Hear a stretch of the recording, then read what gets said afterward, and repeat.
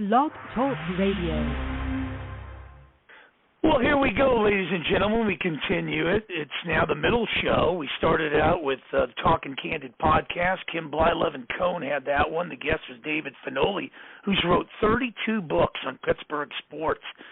I'm waiting for him to put a statue up in Pittsburgh for that one. And great guy. And as we lead into that one, we go from Pittsburgh to Cleveland, Ohio, where we move the Cavaliers, the Browns, the Guardians, and all that other stuff out for the American Sports History Podcast, hosted by my good friend, my brother, my mentor, Peter Ray. Yours truly, Mark Mancini, producing it, 347-205-9631. You can catch the archive version on blogtalkradio.com/Mancini Sports, podcast platforms, wherever you subscribe to, powered now by Mancini Media. So without further ado, it's more of him, less of me. Let me lay that red carpet down, put the podium in its place, hand off the mic. Peter, first of all, how are you?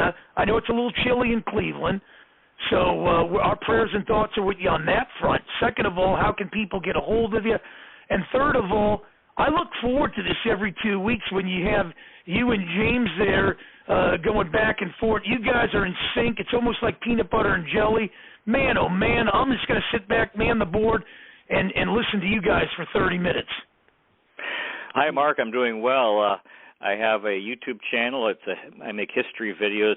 The channel name is my name, Peter J. Ray, R-E-A, and you're absolutely right. This for the sixth time we have Mr. James Donaldson, who played in the NBA from 1980 to 1995, and who has written a book, Celebrating Your Gift of Life, From the Verge of Suicide to a Life of Purpose and Joy. Welcome to the show, Mr. James Donaldson. Hey, Peter, it's so good to be back with you again, and I hope everybody's doing well out there, enjoying your holidays. Don't stress out about it. Just enjoy the family and friends.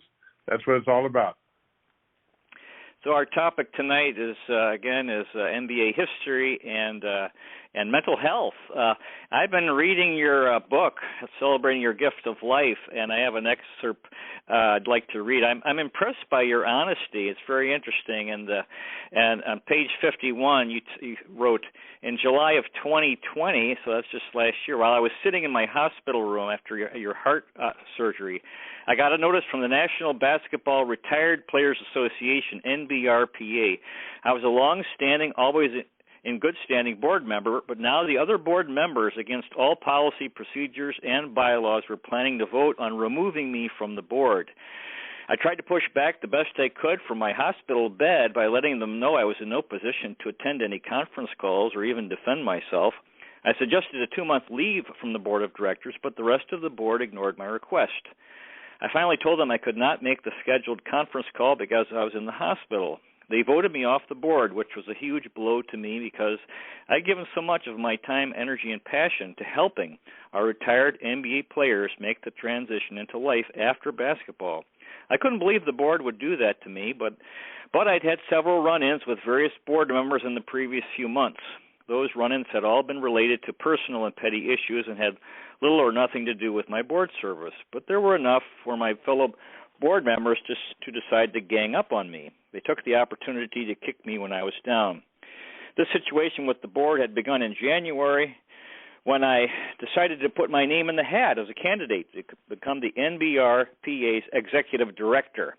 The board didn't like this because they had their own hand-picked candidate in mind, but anyone interested in the position was allowed to apply for it, even a board member. I had shown interest in this position in 2009 and received similar pushback from many of the same board members then. Much of the NBRPA's leadership has a serious lobster mentality. You're not going to reach the top of the barrel and get out of here because the rest of us will clamp down on you and bring you right back into the mess with us. It's pure envy and jealousy, professional jealousy. I don't think it's anything personal. They just didn't like that I didn't march in lockstep with them and vote exactly as they did on all the issues that came up. In the 7 years I'd been on the board, I was always among those board members asking questions, demanding accountability and transparency, and not rubber stamping everything placed in front of me just to get along with everyone. I was there to assist players in their transition into retirement, not to line my pockets with any perks or benefits as many of the board members do. I was there to be a voice for the retired players, to represent them at the board level, to suggest actual programs and activities that would be beneficial for them. The rest of the membership really appreciated that about me, but not the association's leadership. Any comments, Mr. Donaldson? Wow, you bring back some memories, but I was a board member with the NBRPA which is National Basketball Retired Players Association, for 8 years. So 2 consecutive 4-year terms, and I just loved my stay on the board. I felt I represented the members very well. The members really felt that I represented them well. They could see that I was just really in there battling for them and trying to get better opportunities, better benefits, better everything all the way around. What you have to remember, though, is the Retired Player Associations in all sports is basically kind of the out-to-pasture, feel-good organization for these current players, whether it's baseball, football, basketball, hockey. WNBA is starting their own retired association now. And so, out of sight, out of mind is basically what these current associations feel about the retired associations. I always thought that the players need so much help in making that transition because none of us, let's face it, none of us voluntarily retire from this game that we love. I mean, we'd play 20, 30, 40 years if we could. But, there comes a time where you're either replaced by a younger, more energetic, more naive player and who's a little bit less expensive than an established veteran and isn't going to ask any questions. But most of us aren't ready for the transition.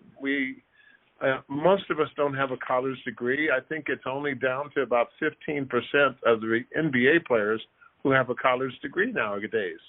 And if they are high school graduates, a lot of times they're reading at less than high school graduate level. They might be reading at 9th or 10th grade level. So they're not very well prepared for life after the game. And that's what my whole push was, trying to find scholarship opportunities for them to go back to their alma mater and have the alma mater just, tuition free. Let them finish their degree pursuit. Finding job placement with various corporations and corporate sponsors that we have. And so a lot of times the board, the other board members didn't quite see things that way. They were there to basically pick up all the perks. We were just talking before the show, All-Star Weekend's coming up in February. And, All-Star tickets are a premium. And people will just, they'll fight over these things. They'll step on each other for All-Star tickets. And board members, no exception. We get All-Star tickets to the game as well, a couple of each. But if you could find a way to get a handful of tickets, and those are some of the perks that you can work out if you stay in close with the NBA circle and the powers that be with the NBA. So we're just kind of the redheaded stepchild of the NBA. They throw a few dollars our way to help us sponsor a couple of programs here or there. But we're prohibited from going out there and making a livelihood, especially off our likeness and image and licensing that the NBA controls. So most of us are put out to pasture, and we really struggle with that. Yeah, I like your honesty about that. It's good to bring these things out into the light of day, whether it's mental health or the realities of as you mentioned, in this case, retired NBA players, because things like that tend to get swept under the rug. Danny from McKeesport, Pennsylvania, says defensive back for Pitt, Trey Tipton, has started a mental health advocacy, battling depression and suicide. Danny's enjoying the show. Thanks for listening, Danny, and for your feedback. Rocky from San Antonio, Texas, says, James, I see baseball has another strike. Were you involved in the NBA when they had a work stoppage? Does anybody win on this? I know us fans are losers, that's for sure. No, I wasn't involved with any work stoppage. There was threats of strikes every now and then when our collective bargaining agreement came up, and I think it got close once or twice. But we, in my 14, 15 years from 1980 to 1995, no, we never did have a work stoppage. And so, it was interesting to listening to all these different arguments back and forth. Of course, now the NBA Players Association Union fights tooth and nail for the players. Michelle Roberts, who runs the Players Association now, does a great job trying to get more and more benefits for the current players. And the Players Association is responsible for giving a few more benefits back to the Retired Player Association rather than the NBA itself. So there's three entities, the NBA, the Player Association, and the Retired Players Association. So we've gotten more things from the Players Association because I think they look in the mirror some days and say, wow, I'm going to be just like those old guys over there retired, and I better make sure that there's something over there that's going to be beneficial for me to join into. So that's where we get most of our help from the Players Association. Sam from Brookline, Massachusetts, is asking what's wrong with the NBA today. He said he heard a story that Kevin Durant says that he's not a role model. Are you kidding? Are you kidding me? Everyone looks up to him. I know. You remember when Charles Barkley had that commercial 20, 30 years ago, I'm not a role model. Well, this has been going on for quite a while. And so I appreciate what Kareem Abdul-Jabbar had an article out this week saying that he feels the fans of today's NBA game are being cheated because they're not seeing the good quality, fundamentally sound basketball that we played back in the 70s, 80s, and 90s. The inside-out game, you throw it into your inside player, they collapse on him, the defense does. You kick it back out for a wide-open two-point or three-point shot, and it makes the game so much more simple. It's a beautiful, beautiful game. But now when you have guys just come over and barely cross half court and throw up a three-pointer with, 19 seconds left on the shot clock, that's just not really good basketball. And I get bored with it very quickly because the big guys are no longer in use and utilized the way they used to be. Sure, we can still block shots and rebound, but you got to pull that defense down, make them play honest defense. And I agree with Kareem. I think the fans are being cheated out of good quality basketball at ever escalating ticket prices. Tom from Jacksonville, Florida. James, have you ever considered coaching? I think you would be good. Make Peter Ray your assistant. Well, thank you. Hey, I think he sees a team in that spirit, Peter. I never did have a desire to coach. I always felt like coaching basketball is having 5 little ones of me out there, little mini me's, trying to get them to do what I would do if I was playing. And it would just frustrate me to no end, especially if you have players who don't give it their all, who don't, pay attention and aren't disciplined, self-disciplined enough to really stay with the game plan. Especially today's players. I would think that would just drive me crazy trying to coach today's players. I could see possibly coaching young players, maybe a middle school or a high school team. Yeah, that's fine. They don't have the big distractions of, NBA pot of gold waiting for them, maybe a college scholarship, if anything, for only 1 or 2 of them. And that's fine. That's a lot easier task if I ever got into coaching. It would be at the middle school or high school level.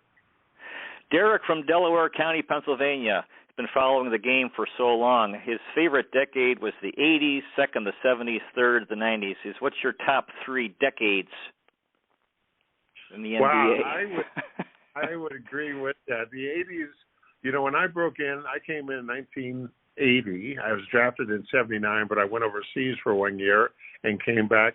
79 was the year that Magic Johnson, Larry Bird were drafted, and that really set the NBA on a new trajectory. From the old school, just a few years ago, before the 80s, with Dr. J and Moses Malone and Artis Gilmore, the NBA-ABA merger and all that. That was good times for professional basketball. But the 80s is really when it hit its zenith. Now, they still had the delayed broadcast for the playoff games. Remember that? Where they would delay the game until 2 or 3 or 4 in the morning. So it took a while to get us to get live with NBA basketball playoffs. But once that got to the point in the mid to late 80s, it became big time business. And I think the 80s, followed by the 90s, you cannot forget the great teams of the Boston Celtics, the Detroit Pistons, and, of course, the Chicago Bulls winning 6 championships in the 90s. That was just fantastic basketball. Now, another excerpt from your incredible book, Celebrating Your Gift of Life. Meanwhile, I have nothing but disdain and respect for the leadership of the National Basketball Retired Players Association. It's hard to believe its board members and I once ran up and down the same court together. We should, if anything, epitomize what team play is all about. Teamwork is about that.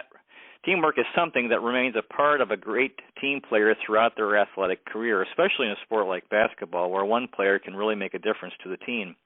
Unfortunately, this experience has showed me that even though we all went through coaching with coaches who were leaders, it didn't teach us to be leaders ourselves. We were not taught to lead, only to follow. I honestly can't blame anyone but the players themselves for the plight of the NBRPA. All of us had the chance to make better lives for ourselves. Most of us made hundreds of thousands of dollars, many of us millions, during our playing careers. If we were smart, we figured out how to parlay that into living out our lives in luxury and ease.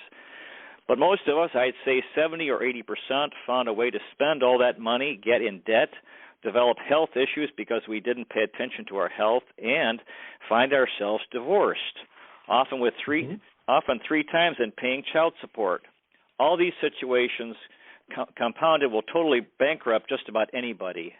That's the experience of many retired players. Yes, we look and talk a good game. We all look so nice and tall and elegant, and some of us are well-spoken. But truth be told, most of us are really struggling with various aspects of life. I feel for players in this situation, and I continue to be as supportive as I can. But I learned a long time ago that if I'm not welcome in particular circles, there's no need for me to bang my head against the wall. This is exactly the type of arrangement the NBA wants, a very dysfunctional group that can never get its act together to bring enough collective clout to do or to demand certain things. The NBA can treat us that way because we allow it to. I'll continue to uncover opportunities for individual retired players, whether here in the States or overseas in China, where I spent a lot of time. Basketball is a fantastic game, and opportunities are all around us, but we have to be able to identify and cultivate them. Regardless, I will be all right with or without the NBRPA. I have a platinum membership, which is good for a lifetime, so good luck to them in trying to cancel that. I'm sure they won't push me down that road. Both my situations with my health and with the NBRPA made me feel like I was being kicked when I was down. However, I use these situations as motivators more than anything to get myself up and keep on going. Even though they got me down, I have been able to bounce back and become better than ever. In fact, I'm light years ahead of where so many of my NBRPA colleagues are.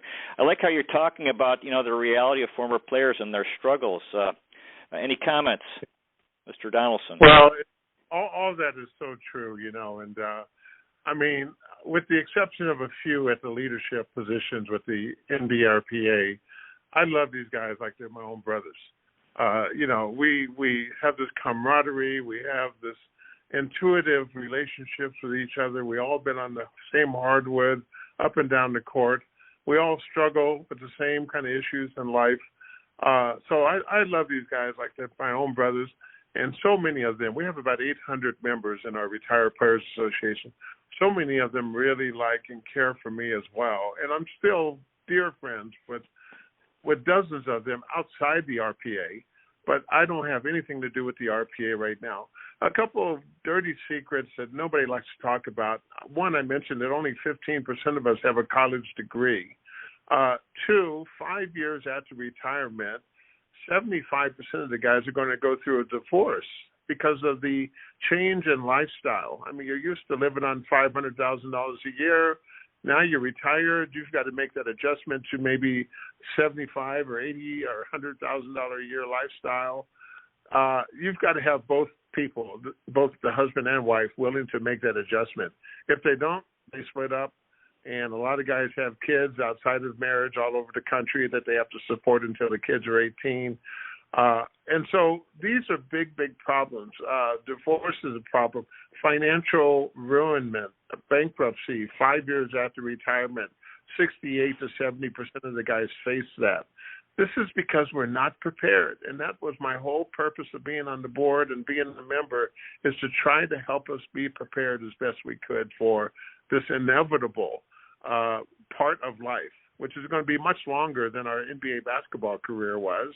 The average NBA career is only 2.5 years. You have to be vested 3 years You have to play 3 years before you're vested in our retirement program, in our health program. And so many guys fall just short of that, playing 1 or 2 or 2.5 years, and they have nothing to fall back on. Patricia from Bellingham, Washington. She says, nice show, guys, listening live. She wants to know your thoughts on the college kids coming out early. She doesn't think that half of these guys are ready, and they need to have more time honing their skills and more time before they enter the NBA. Any thoughts, Mr. Donaldson? I tend to agree with you, Patricia. Now there's another D-League or developmental league, whatever you want to call it, that just started up that's going to pay high school players $100,000 a year to play basketball. So they can just bypass the whole college route and start getting paid in high school, as early as high school, and hope to make some kind of professional career out of this. This is so detrimental to our young people, especially to our African-American kids who come from disadvantaged neighborhoods, disadvantaged backgrounds, disadvantaged families, economics, education situations. If you make it, fine, but less than 1% is ever going to make it to the professional ranks, and you won't go very far on $100,000 a year. And when you're done at 30, maybe 35, perhaps, if you're lucky, well, you still don't have anything to show for it, especially education-wise. You cannot go into corporate America or hardly anywhere with a high school degree and try to get a living wage job. It just doesn't work that way. So we've got a lot of work to do. I'm going to keep on working on these things, keep on talking about it. I'm doing a lot of work outside the RPA, and I'll bring things back to the RPA when they are ready to go and they can implement them with the rest of the players. Don from Alpharetta, Georgia.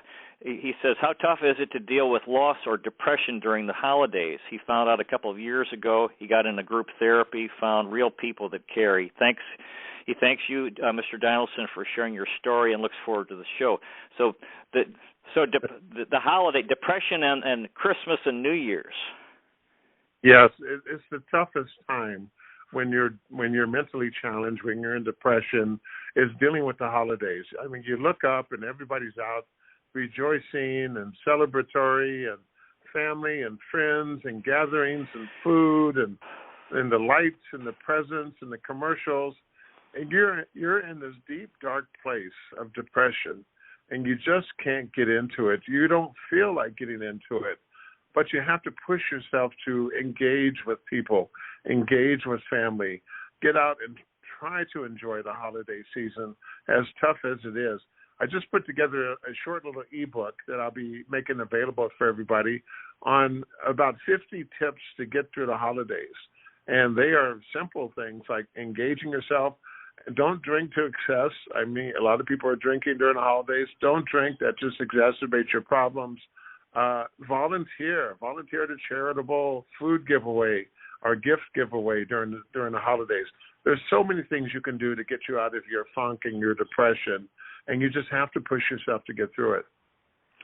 Yeah, that's a good point. In my church, they talk about how to get out of depression, to do things for someone else, and if you can, because the severe depression is like this selfish hell where you're totally self-centered, and it's this nightmare. So, but there are, and if, of course, every situation is different, but that is one thing, that I think is good, is to you start thinking about other people, see what you can do, and then you find. And I think that's really how we find joy in life. Through, and we tend to think, we think life is about getting what you want, and so we all tend to be selfish. But and I think that leads to misery. But I think we're meant. God intends us to help each other, and then we do find joy in that way. That's what I think. I agree.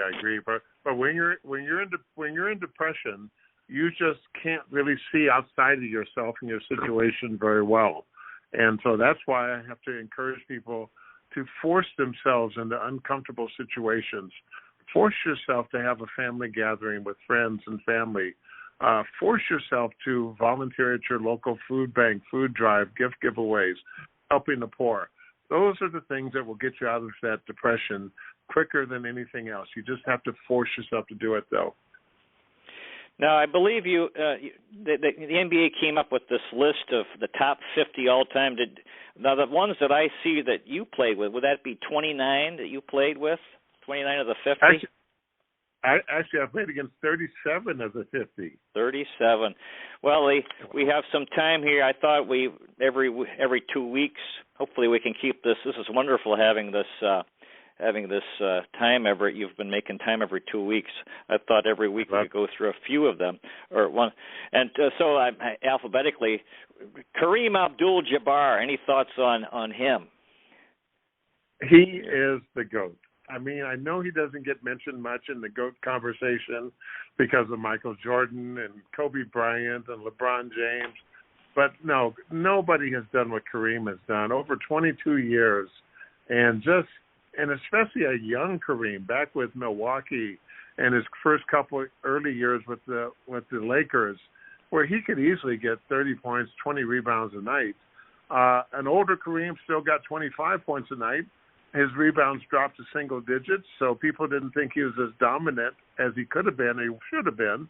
But no, he is the all-time greatest player in my estimation. Nate Tiny Archibald. Yeah, Nate was great to play against.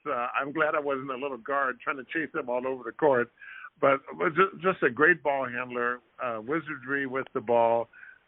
He could score, he could shoot, he could assist, and he could rebound. He had some terrific years before he became Boston Celtics with the Kansas City Kings when Kansas City had a team. Remember that?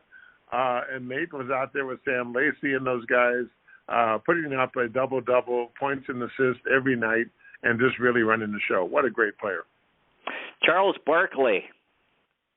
Yeah, Charles is one of the all-time greats.